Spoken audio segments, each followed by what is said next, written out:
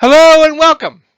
And this short instructional video is about finding your writing voice.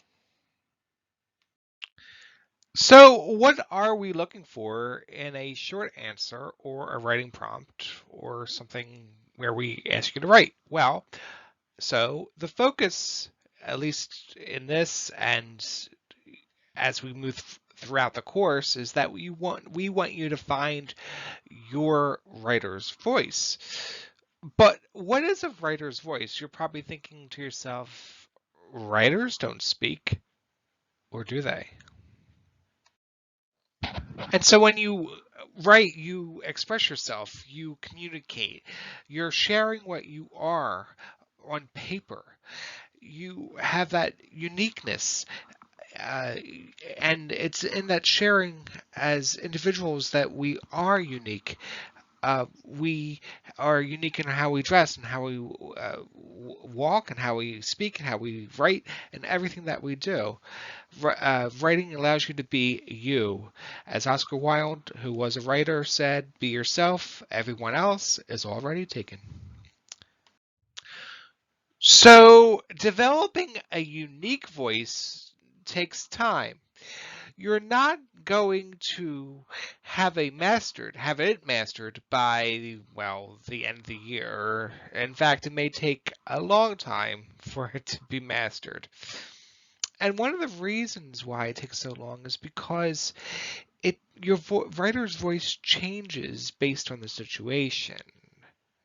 In fact, it changes for every situation. For example, texting or writing an essay or writing a story, you're not going to use the same voice that you were to use in a text that you were to use in or that you would use writing something creative, like a poem even. So think of it as your fashion sense. Writing in different situations is like fashion. You wouldn't wear a wedding dress or a prom dress to a football game or just to walk down the street, you know? And so it's all about knowing when to write and how to write at the right moment and for what occasion.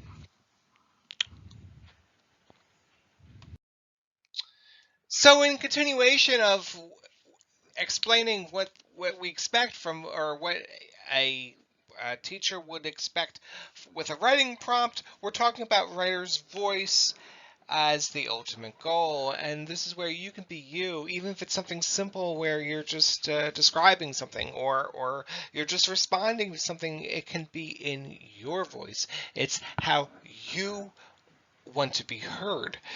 And so the grade will come, but it's all about enjoying the writing and the process. So many times it's like, oh God, I have to write something else. But you can flip that around to, oh, this is a chance for me to be heard. Okay, it can be a positive thing, just like in these pictures. Right. So you have to ask yourself the questions. So have you answered the question in the writing prompt that you were given when you write? Is it complete? Does it have details? Uh, can you present your unique style in that? It's hard. It's hard. And as I said, it's not something that can be mastered immediately. It takes time, it takes practice. But that's what we're here for. We're here to develop that, to let you develop that process. So even if you're writing a poem, you can be creative as long as you do what the writing prompt says. And here's the poem that Mr. Cass had made at one time about strudel, or that he found. And it reads toaster on one side, and then it talks about the different steps of making the strudel.